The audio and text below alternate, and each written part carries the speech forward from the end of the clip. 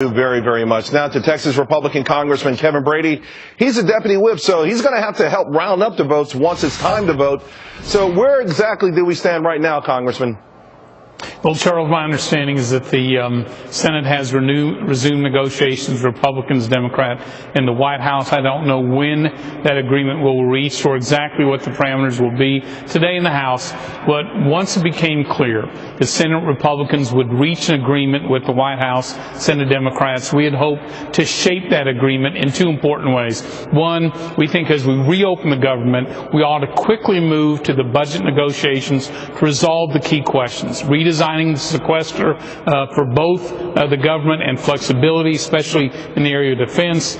Secondly, we'd hope to begin the work, along with the debt ceiling, on first substantial steps to save Social Security and Medicare. And finally, we'd really hoped we could finally receive get away from the special treatment the lawmakers and the White House gets under Obamacare.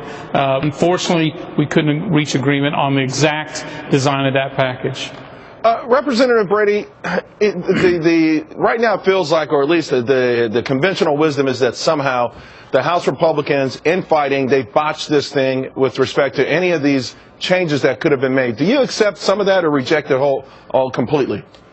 Well, what I know is this, that when we get 218 votes of Republicans, we then have control of 1/3 of the government, and we have a chance to shape the direction of any agreement, especially one in the Senate. If we don't reach those numbers, certainly we don't have that impact. Today, we didn't. I'm sorry that didn't occur, but I think the effort still continues in the House to go on offense, both to reopen the government the right way. Secondly, we're absolutely convinced we need to raise that debt ceiling on time. I don't think there's any question in that. What about the notion that somehow, because of what happened today in the House, the Senate Democrats have an opportunity now to even go and maybe attack sequestration, maybe take sequester out of the equation, even though that might have been something that both sides would have included in the compromise just hours ago?